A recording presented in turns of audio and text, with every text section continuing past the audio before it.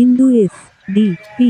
I ವತಿಯಿಂದ 76ನೇ ಗಣರಾಜ್ಯೋತ್ಸವ ಅಂಗವಾಗಿ ಅರಸೀಕೆರೆ ನಗರದ ಟಿಪ್ಪು ಸರ್ಕಲ್ ಹುಳಿಯಾರ್ ರಸ್ತೆಯಲ್ಲಿ ತ್ರಿವರ್ಣ ಧ್ವಜಾರೋಹಣ ಮಾಡಿ ಸಭಿಕರನ್ನು ಉದ್ದೇಶಿಸಿ ಮಾತಾಡಿದ ಅರಸೀಕೆರೆ ವಿಧಾನಸಭಾ ಅಧ್ಯಕ್ಷರಾದ ಸೈಯದ್ ಅಜ್ಗರ್ ನಿಜವಾದ ಗಣರಾಜ್ಯೋತ್ಸವದ ಅರ್ಥ ಪೂರ್ಣವಾಗಬೇಕಿದ್ರೆ ಫ್ಯಾಸಿಸ್ಟ್ ಶಕ್ತಿಗಳಿಂದ ದೇಶವನ್ನು ಕಾಪಾಡಬೇಕೆಂದು ಹೇಳಿದರು. ಕಾರ್ಯಕ್ರಮದಲ್ಲಿ ಜಿಲ್ಲಾ ಸಮಿತಿ ಸದಸ್ಯರಾದ ಸೈಯದ್ ನದೀಂ ಹಾಗೂ ಕಾರ್ಯದರ್ಶಿ ಸದ್ದಾಂ ಖಜಾಂಚಿ ಕಲೀಂ ಇಮ್ರಾನ್ ಮತ್ತು ಎಸ್.ಡಿ.ಪಿ.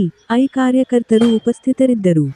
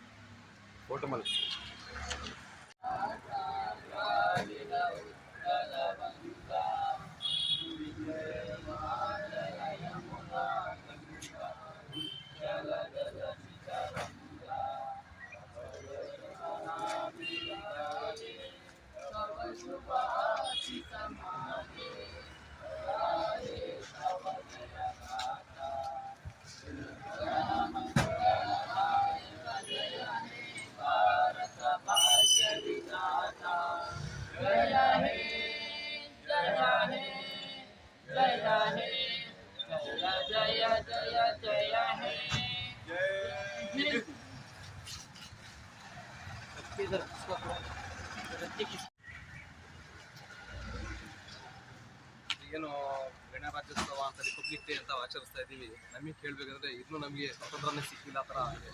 ಈ ಭಾರತದಲ್ಲಿ ಎಲ್ಲರಿಗೂ ಸ್ವತಂತ್ರ ಸಿಕ್ಕಿ 76 ವರ್ಷ ಆದ್ರೂ ಕೂಡ ಇನ್ನೂ ನಮಗೆ ದಲಿತರಿಗೆ ಆಗಲಿ, ಮುಸಲ್ಮಾನರಿಗಾಗಲಿ, ಇನ್ನು ಬೇರೆ ಹಿಂದುಳಿದ ವರ್ಗಗಳಿಗಾಗಲಿ ಇನ್ನೂ ಸ್ವಾತಂತ್ರ್ಯ ಸಿಕ್ಕಿಲ್ಲ.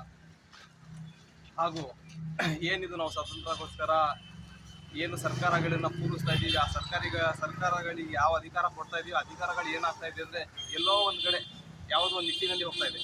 ನಮಗೆ ಏನು ಬೇಕಾಗಿದೆ ಆ ಅವಶ್ಯಕತೆಗಳು ಮಾಡಿಕೊಡ್ತಾ ಇಲ್ಲ.